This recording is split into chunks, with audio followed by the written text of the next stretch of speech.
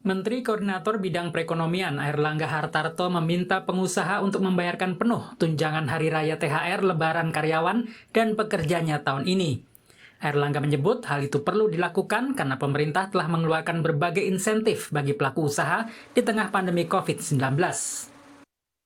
Tahun lalu THR dicicil. Saya minta tahun ini dibayar secara penuh. Kita harus komitmen, kata Airlangga Hartarto seperti kami kutip dari kompas.com. Ketua Umum Asosiasi Pengusaha Indonesia Apindo, Haryadi Sukamdani menyebut masih banyak sektor yang belum pulih akibat pandemi COVID-19 sehingga belum bisa membayar THR secara penuh. Haryadi berharap pemerintah ikut memberikan subsidi THR untuk perusahaan-perusahaan yang terdampak COVID-19. Tapi untuk perusahaan-perusahaan yang terdampak, kami tetap berharap bahwa ada ruang untuk bisa melakukan negosiasi di bipartit. Dan juga masukan dari rekan-rekan asosiasi, ada juga usulan bahwa diperlukan subsidi pemerintah untuk terkait dengan THR ini.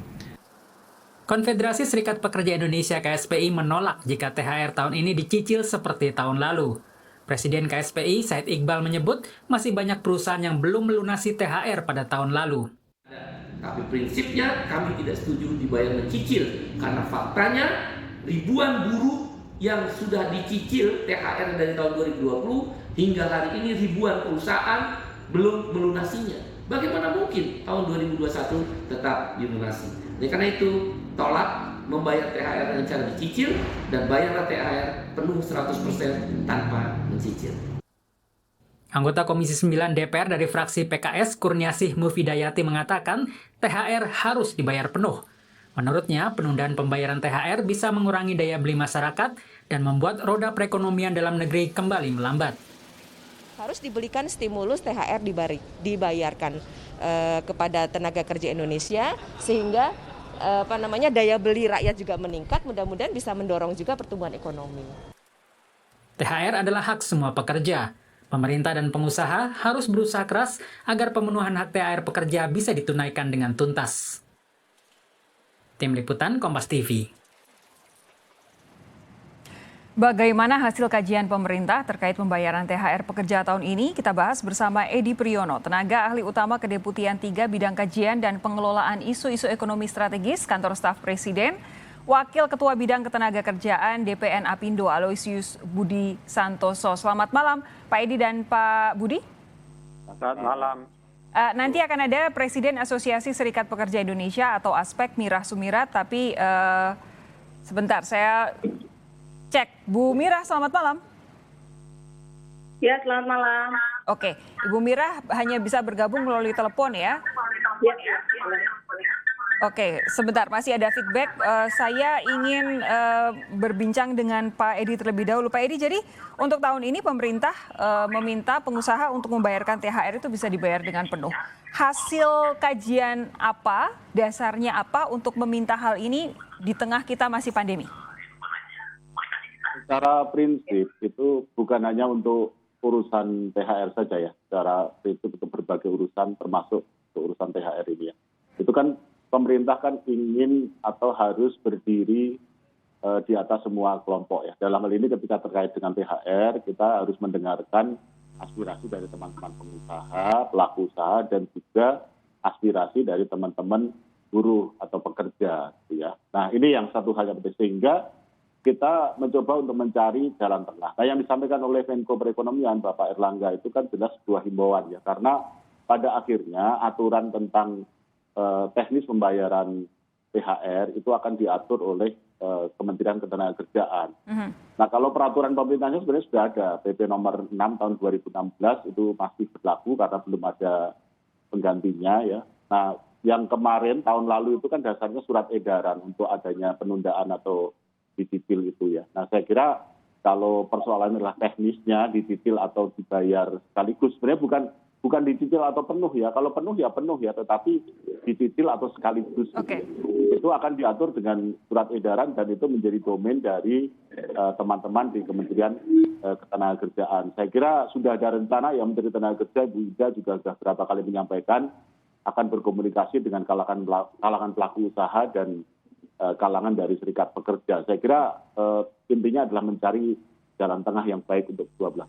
Pak Airlangga tadi menyatakan dalam pernyataan yang kami kutip adalah bahwa sebenarnya dukungan pemerintah untuk pengusaha sudah banyak sehingga sebetulnya tidak ada alasan pengusaha untuk mencicil THR begitu. Tapi yang hendak saya tanyakan, bantuan-bantuan ini yang dianggap oleh Pak Airlangga bisa sangat membantu para pengusaha itu apa saja dan apakah memang betul-betul itu sudah terbukti membantu para pengusaha? Kalau bantuan dari pemerintah kan yang ada dalam skema PEN itu ya, Program Pemulihan Ekonomi Nasional. Nah itu memang ada beberapa ya. Pertama dari subsidi bunga untuk yang punya kredit, kemudian juga penjaminan kredit untuk supaya lembaga keuangan tidak ragu-ragu untuk menyalurkan kredit. Itu ada namanya IJP, iuran jaminan untuk pinjamannya itu dibayar oleh pemerintah ya. Nah kemudian juga ada bantuan untuk usaha mikro, kemudian ada insentif pajak dan sebagainya. Tetapi di luar itu semua, memang juga pemerintah menyadari bahwa dampak COVID ini kan juga tidak sama ya, sehingga tingkat pemulihan kegiatan perekonomian juga tidak sama. Saya kira Bapak Airlangga sebagai Menko Perekonomian dan sekaligus sebagai Ketua Komite Penanganan COVID dan Pemulihan Ekonomi Nasional sangat menyadari itu. Jadi tingkat pemulihan ekonomi memang tidak seragam ya. Oke. Jadi, Oke, saya mau pindah ke Pak Budi terlebih dahulu. Pak Budi, dengan penjelasan baik dari Pak Edi malam hari ini, ataupun dari pernyataan pemerintah melalui Pak Menko beberapa saat yang lalu, apa tanggapan Anda dari Apindo soal permintaan pemerintah supaya THR itu bisa dibayarkan secara penuh, secara langsung? Ya, terima kasih Ibu. Saya kira tadi ada dua hal. Satu yang sudah disampaikan oleh Pak Haryadi, saya kutip kembali bahwa kami ada pertemuan dengan ketua-ketua asosiasi membahas hal ini. Dan seperti apa yang sudah disampaikan Pak Edi, situasi di industri sangat beragam. Misalnya di industri tekstil masih turun lebih dari 50%. Ya, misalnya di industri PHRI, perhotelan dan seterusnya masih turun 70-80%.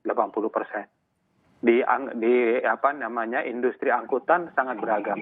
Angkutan barang sudah mendekati normal, tapi angkutan manusia itu masih turun. Jadi kondisinya sangat beragam, sehingga saya sangat setuju dengan apa yang disampaikan oleh Pak Edi bahwa kita harus mencermatinya dengan saksama. Bahwasannya tidak bisa digebiah-uyah, mohon maaf di bahasa Jawa ya, tidak bisa disamaratakan. Bagi industri-industri yang memang ini tidak ada di dalam diskusi, bagi industri yang sekarang berjalan dengan baik dan normal, sangat komit untuk membayar THR. Tapi bagi yang industri yang masih turun 70-80%, tadi kalau Pak Said Iqbal mengatakan cicilan tahun lalu saja tidak bisa, apalagi sekarang. Karena kan isunya pandemi ini cash flow ya. Kalau nggak ada cash flow mau diapain ya nggak ada. Kalau nggak ada yang kira-kira situasi seperti itu. Oke, tapi begini, di dalam THR itu ada hak dari para pekerja. Pekerja juga sudah berusaha keras bekerja tetap sehat selama pandemi. Ini kan pasti harus dibayarkan hak-haknya begitu. Di sisi lain memang ada pengusaha yang saat ini juga masih terdampak pandemi. Menurut Anda kalau kemudian ini dibikin sebagai sebuah aturan begitu, apakah masuk akal? Apakah memungkinkan, Pak Budi? Ya, saya kira sudah dilakukan dengan sangat baik sekali oleh pemerintah. Dalam hal ini adalah Kementerian Ketenagakerjaan di tahun lalu. Melihat situasi seperti itu, maka kemudian surat edaran daripada menteri yang dikeluarkan itu melihat kontekstual ke masing-masing industri. Jadi kalau yang memang tidak mampu mau diapain, ya tidak bisa mampu, maka kemudian bisa dicicil dan seterusnya. Tapi bagi yang mampu harus membayar, dan saya tahu juga banyak kolega di Apindo yang membayar tepat waktu juga THR tahun lalu dan sekarang. Jadi saya kira apa yang sudah dibuat oleh pemerintah di tahun lalu, saya kira masih tepat untuk digunakan. Jadi diskusikan secara baik antara pengusaha dan pekerjanya, dan kemudian pemerintah sebagai pengawas silahkan untuk mengawasi hal tersebut. Tapi Pak Budi, kalau dari hitungan Apindo secara kasar begitu, persentase industri yang sudah pulih atau tidak terlalu terdampak pandemi dengan yang masih sangat terdampak pandemi, kira-kira seberapa persentasenya?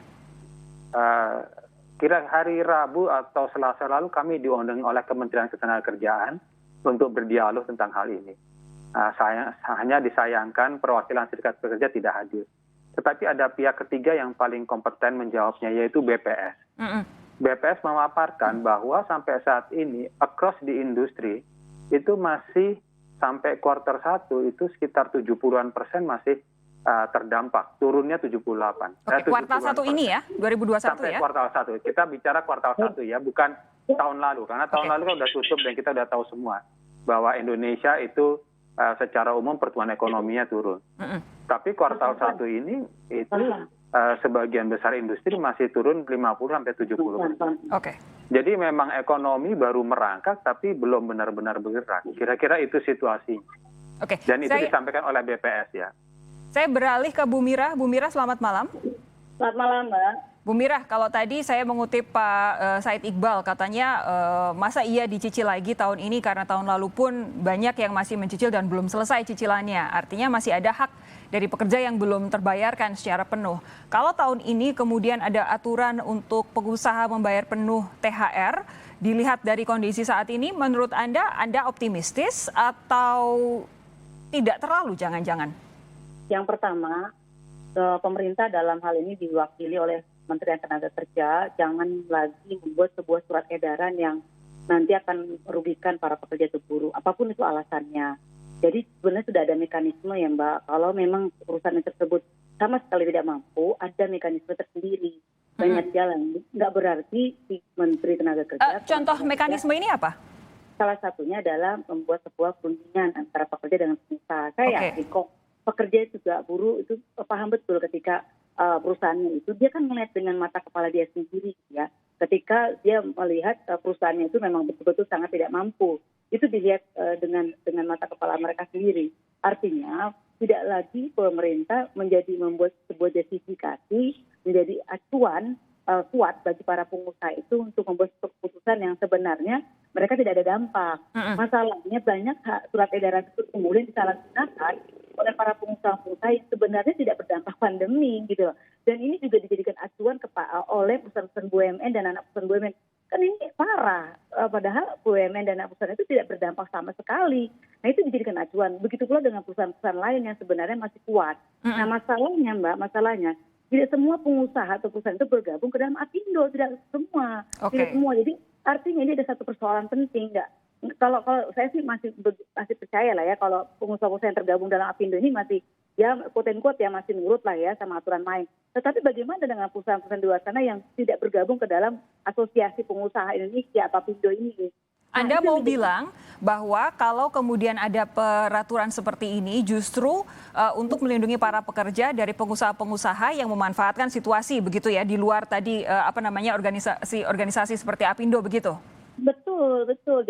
Jadi gini, kalau surat edaran yang nanti diluncurkan bisa dicicil, itu menjadi menjadi celah bagi para perusahaan atau pengusaha yang nakal itu dalam tanda kutip untuk melanggar gitu lah. Padahal sesungguhnya kemarin aja tahun 2020 kan masih banyak yang terhutang belum dibayarkan sampai dari bulan Mei 2020 sampai di bulan April 2021 ini banyak anggota kami juga yang tidak mendapatkan atau belum dibayarkan THR-nya. Nah, ini mau terulang lagi gitu loh Mbak. Kalau ada yang sejak tahun lalu cicilannya belum lunas THR-nya, apa advokasi dari teman-teman di asosiasi untuk para pekerja ini? Yang pertama tentu kami sudah membawa kasus ini justru bukan hanya di Dinas Tenaga Kerja Kota atau Kabupaten, tetapi juga kami sudah membawa ini, melaporkan ini kepada Kementerian Tenaga Kerja di pusat. Tapi kan realitanya sampai sekarang juga Kementerian Tenaga Kerja tidak bisa berbuat apa-apa karena sebelumnya sudah mengeluarkan surat edaran tersebut gitu loh. Kalau kondisinya memang sulit? Tadi yang saya sampaikan awal, kalau sulit sekalipun betul-betul sulit, saya yakin para pekerja buruh itu paham betul gitu dengan kondisi kan dia dilihat dengan secara mata kepala dia sendiri langsung bahwasannya perusahaannya benar tidak mampu. Tetapi kalau sudah dikeluarkan surat edaran dan itu dianggap menjadi bahwasannya boleh dicicil, itu menjadikan pegangan kuat bagi para pengusaha-pengusaha yang sebenarnya dia mampu, tapi kemudian mencari pelanggaran atau mencari celah dalam surat edaran tersebut. Halo, saya Mercy Tirayo, presenter program Update Corona. Perbarui terus informasi Anda dengan berita-berita independen dan terpercaya di YouTube channel Kompas TV. Jangan lupa untuk subscribe, like, dan komen, serta aktifkan tanda lonceng untuk mendapatkan notifikasi berita-berita terkini.